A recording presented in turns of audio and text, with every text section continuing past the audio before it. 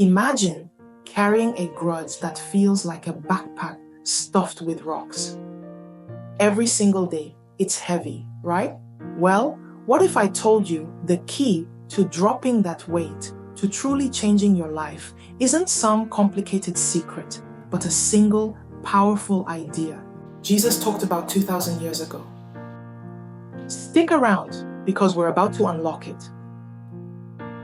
Welcome back. We're journeying through the Beatitudes from Jesus' Sermon on the Mount. Each one a key to transforming our everyday lives. Today, in episode 5, we're unlocking a beatitude that can spark serious change. Blessed are the merciful, for they shall obtain mercy. This isn't just about being nice. It's about what I call the mercy key. This key can shift how you experience life and connect with God. We'll see how active compassion and forgiveness aren't just suggestions, but a radical call to live a life reflecting God's heart, and in doing so, experience His incredible mercy ourselves. So, what did Jesus mean by "Blessed are the merciful"? Matthew 5:7 gives us the words, but the setting, the Sermon on the Mount, reveals a revolutionary lifestyle. Mercy, in this context, isn't just a fleeting feeling of pity. The Greek word often used, eleimon, paints a picture of active compassion. Think of it like a first responder at an accident. They don't just feel sorry, they act. It's a heartfelt choice leading to tangible help, including forgiveness, kindness, and refusing harsh judgments. Our world often screams for an eye for an eye, right? It praises self-preservation and holding grudges. Then Jesus introduces this radical call to be merciful, inviting us into a life mirroring God, who is rich in mercy. It's like He's saying, want to reflect the divine? Start here. Interestingly, this beatitude often builds on those before it, needing God, mourning our brokenness, being humble, and truly craving what's right. It's like assembling a toolkit. Once you have those tools, you're better equipped to extend mercy. Recognizing our own desperate need for God's mercy fuels our ability to offer it to others. Mercy doesn't mean condoning wrongs. It means choosing a higher path of healing over a dead-end street of bitterness. Why is this mercy key so radical? Because in a world obsessed with scorekeeping and fairness as we define it, mercy flips the script. Our default is often justice. If someone hurts us, we want them to pay. If someone stumbles, it's easy to judge. Mercy is like swimming upstream against these powerful currents. It demands humility, empathy, and sometimes putting another's well-being before our need to be right. Jesus illustrated this perfectly with the parable of the unforgiving servant. A king forgives a servant an impossible debt, an astonishing act of mercy. But that same servant then refuses to forgive a fellow worker a tiny amount, 0.01, throwing him in jail. The king, furious, asks, "Shouldn't you have had mercy on your fellow servant just as I had on you?" The message is crystal clear. Having received such immense mercy from God, we're expected to pass it on. It's like being given a life-saving antidote and then refusing to share it with someone suffering the same poison. This kind of mercy doesn't ignore wrongs. It rises above them, choosing restoration over revenge.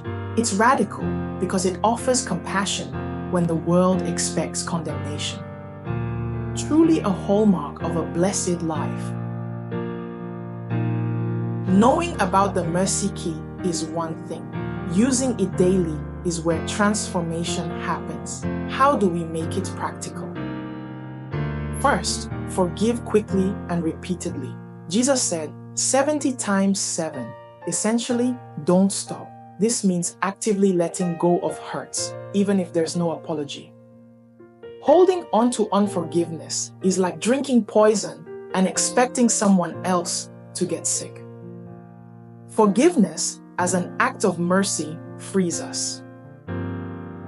Second, practice proactive kindness. Don't just wait to react to being wronged. Actively look for chances to show compassion.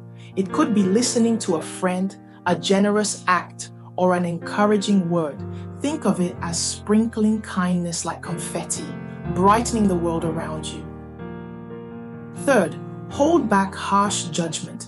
Our world is quick to criticize. Mercy calls us to respond with empathy.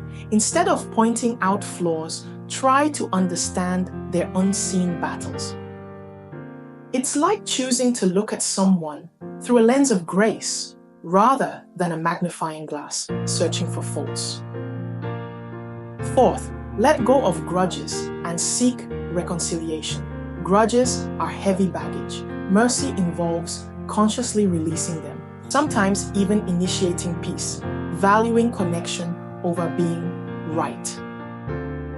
What powers all this? Remembering God's immense mercy to you. Gratitude for God's compassion fuels our own. If He could show us mercy, surely we can extend it in smaller ways. This mercy key isn't about being a doormat. It's about being a conduit for God's love. The promise attached is beautiful, for they shall obtain mercy. This isn't a tit-for-tat deal, like earning points in a loyalty program. It's a spiritual principle.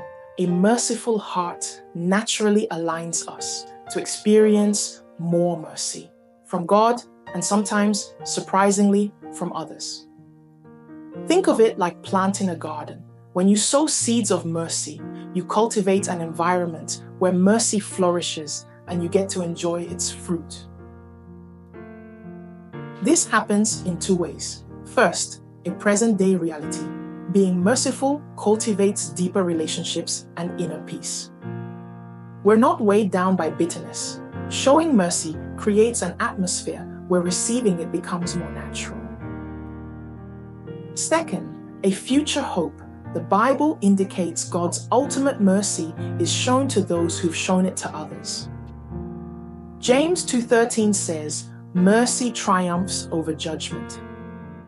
This isn't about earning salvation, but a merciful heart reflects a life changed by grace. When we actively use the mercy key, we're not just helping others. We're ensuring we stand in the refreshing flow of God's own unending compassion. It's a cycle where giving and receiving mercy are intertwined, leading to a truly blessed life. This journey through the Beatitudes is about real change. If this mercy key resonates with you, take a couple of steps. First, if you haven't, please subscribe and hit the notification bell so you don't miss our next episodes. If this helps, a thumbs up helps others find it. Now, a practical step this week. Consciously look for one specific opportunity to practice mercy. Maybe it's forgiving someone, even if just in your heart to start. Perhaps it's unexpected kindness to someone struggling, or maybe choosing understanding over judgment. Identify it, do it, then reflect. How did it feel? Did it shift anything? Share in the comments below. No need for specifics that break confidence. What you plan or a thought on mercy. Let's grow together. Today, we've explored the fifth beatitude. Blessed are the merciful, for they shall obtain mercy. We've seen it's not just a suggestion, but a powerful mercy key capable of reshaping our lives and deepening our experience of God's compassion. Mercy is active compassion, forgiveness in action, kindness freely given, judgment withheld, and reconciliation sought. It's countercultural, yes, but it's the heartbeat of God's kingdom. By choosing to live mercifully, we don't just bless others, we unlock blessings in our own lives, peace, freedom, and the promise of receiving God's mercy more fully. Remember, if Jesus showed us mercy to the point of death, how can we refuse it to others in smaller things? Embracing mercy is transformative. It's a vital key to reshaping your everyday life. Thanks for joining me. Go out this week, be intentional with your mercy key, and watch things change.